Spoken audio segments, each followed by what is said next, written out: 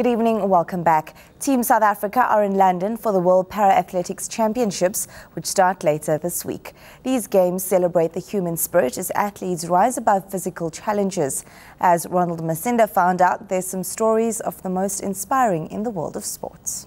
A youth who suffered the loss of their limbs, but now eager to walk tall in South African society. These youngsters can relate to the pain faced by amputees who also want to be treated like human beings despite their disability. Someday when I'm older, I would love to help other children that have the same problem like me, do not look down on themselves. I can't just sit at home feeling sorry for myself. Being treated like a normal child, people don't see the disabled in me,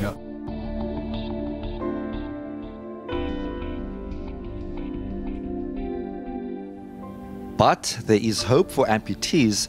One way to rebuild their self-worth and to cope with their disability is through sport. In 2013, Simon Dudu's life also took a tragic turn when he lost his right leg after being thrown out of a moving train. The 19-year-old has developed a passion for golf. Do you see yourself as a role model for other kids now to sort of like change their lives? Yes, I do, because they're now interested in golf. Ndifuna eso siphiwo uThixo amphathiseyo sona uSimo. Ndifuna sibonakale ezizweni, sibonakale kwisizukulwana sesizukulwana, sibonakale kulutsha, abantwana abangenathemba. Bawubona uSimo babenethemba loba nabo impilo zabo zizotshintsha. Ntando Mahlangu lost both his legs in 2012 after a long battle with a hemimelia disorder. 5 years later, Mahlangu is now a Paralympic silver medalist and is regarded as the poster child of disabled sport at the tender age of 15. People, the support they're giving me, I really love it. Alison Augston, who lost her leg in a car accident in 1995, is now an activist for amputees. She believes that more amputee athletes would be discovered if there were enough support groups in South Africa. They still don't know where to go. There's no place where they can go and say, right now, I need this information. I need to find other people like me. Where do I go? I like swimming, I like going out. I do all kinds of things what others do.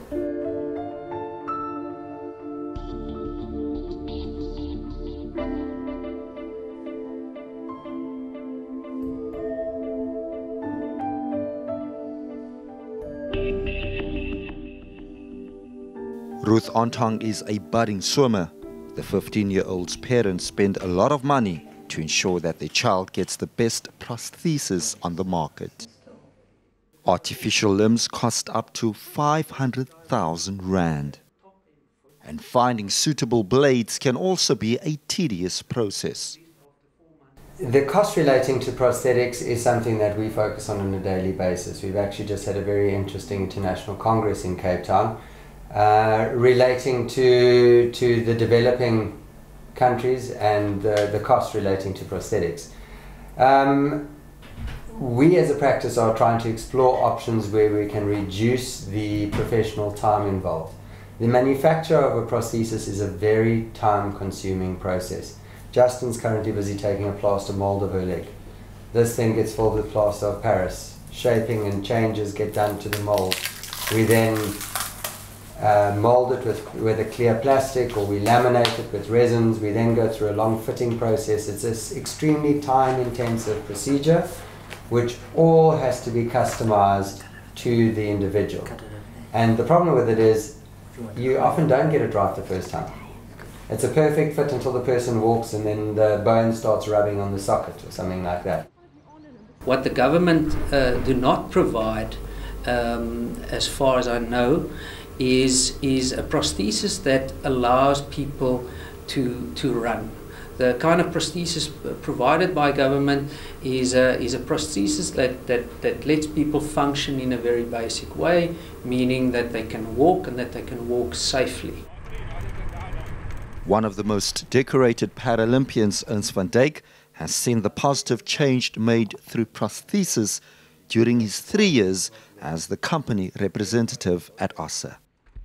You can find a little boy somewhere who has not walked his whole life, and you can fit him with a set of prosthesis, and immediately you see how that life changes and how that little boy starts playing soccer. Improving the lives of young amputees by providing them with easier access to prosthetic legs will require a collective effort from government and other stakeholders.